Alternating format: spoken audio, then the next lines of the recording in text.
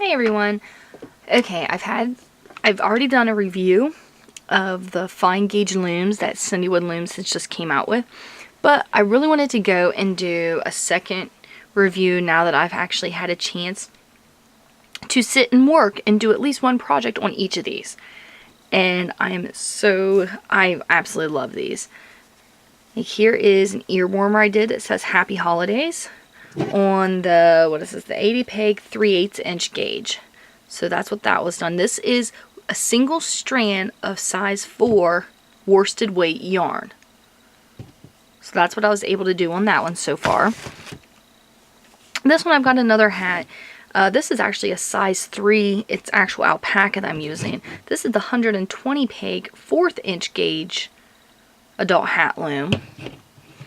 And you can see I've already cast on. I'm doing another alpaca hat. But see, this is the first hat I did on it. I did my cast on a little weird, so that didn't match up quite right.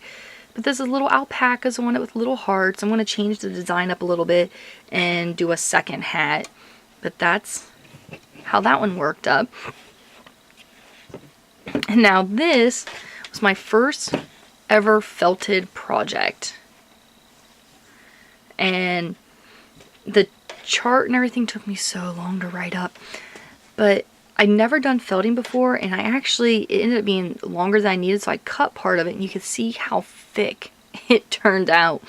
I'm actually going to sew the ends up and fill this with rice as a neck warmer, because this is done out of 100% just really super cheap roving wool. But felting it has turned it into, like, it's really stiff and it's super, super thick. It's turned it into more of a fabric. Then it doesn't even really look knitted at this point anymore. But this was actually done on the 40 peg 3/8 inch gauge.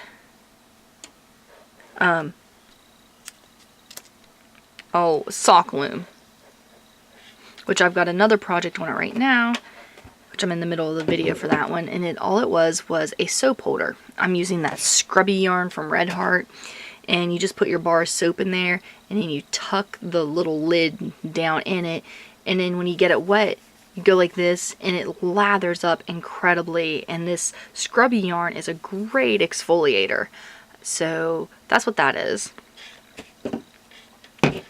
And on the 4th inch 56 peg, this is actually the knitted knocker loom. I am working on a toe-up sock, which is actually going to be the mate for this sock, which I'm doing a few changes to it. And the yarn I'm using for that, it's another nice yarn. It's like a size 3 superwash merino wool from Cascade Yarns. So it's going to be a very, very, very nice.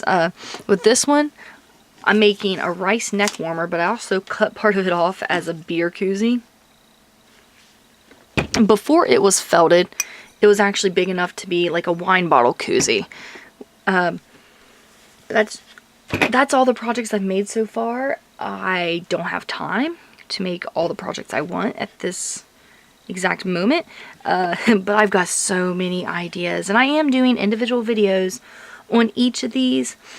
Now, basically, the ones with these charts in them, which there's 3, these 3 items have the charts with them. I don't go beginning to end so much for the entire project.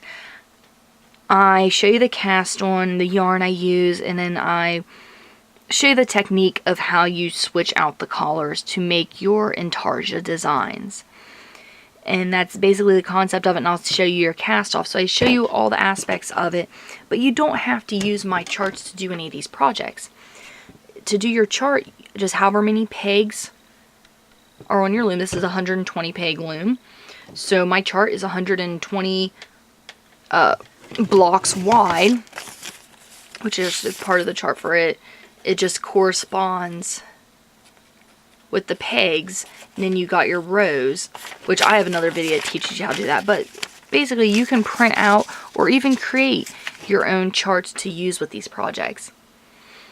But yes, I'm very excited because I've finally gotten a chance to work with like just some really, really nice alpaca, which the alpaca yarn I actually got locally from it's just a couple that they live out in West Virginia, and they raise their own alpacas, and then they send the fibers to, I think it's Indiana, to get processed. They don't process it themselves, but then they have it sent back, and it's not 100% alpaca. It's 80% alpaca, 20% merino wool.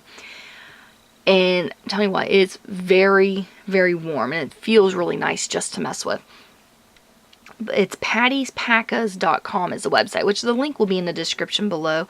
They're still working on getting the alpaca yarn on their website, because they've just got a bio, like how they got into it and just their story, and there's a few things you can buy on the website, but they are setting it up for the yarn. If you want to get yarn from them, you know, just support local, then you can go through them, and there's a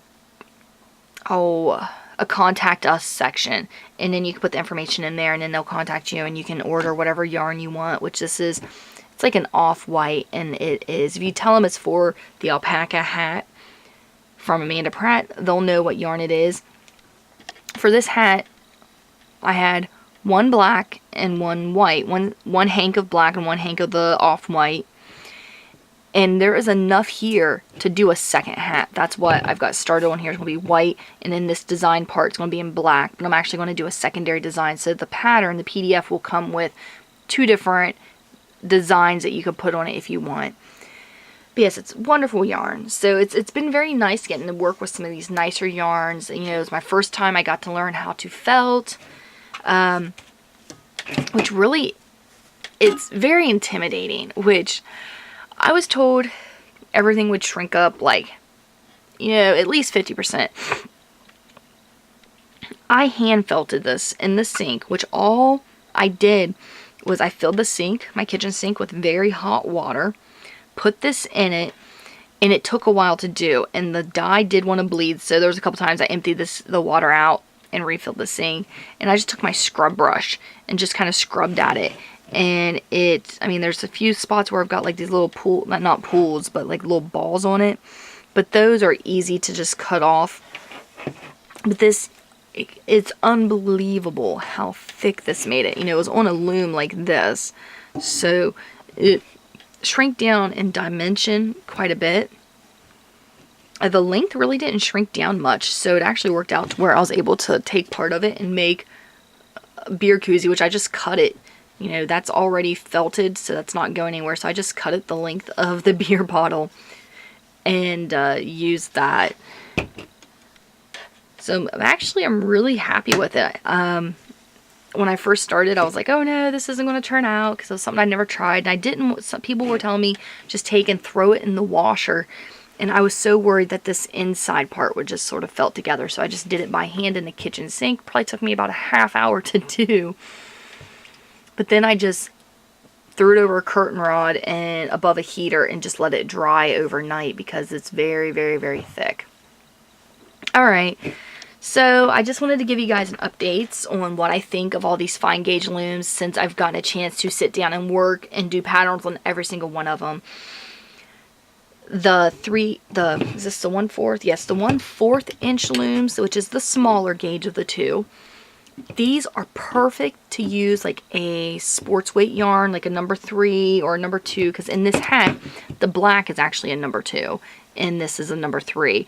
I didn't realize that when I first grabbed it, and then once I was holding them up together and realized, I was very concerned that it would make the hat too thin. But it didn't. As you can see, it's a very, very nice hat. So it worked out great.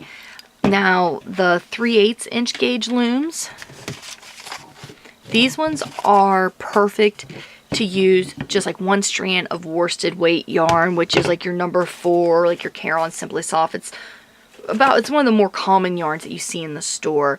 And one thing I'm really excited about is I've been doing more projects on these, the 4th inch gauge looms, just because a lot of your nicer, like your wools and your alpacas, a lot of it comes in like a size 2 or a size 3.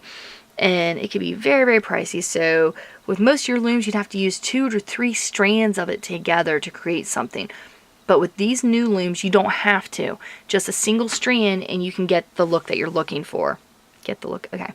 Anyway, alright, that's all I have for these. I just wanted to let you guys know what I thought of these looms and give you an update on some of the things that you can make with them.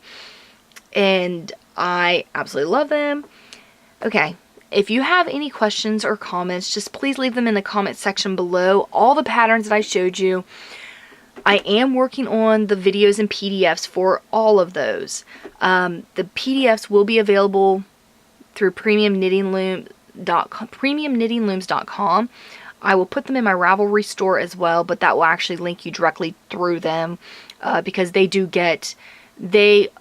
give me these looms to do patterns for them. Oops. So I just sell my patterns through their shop because then they do get some kickback for, that's a way for me to kind of repay them for giving me all these free looms.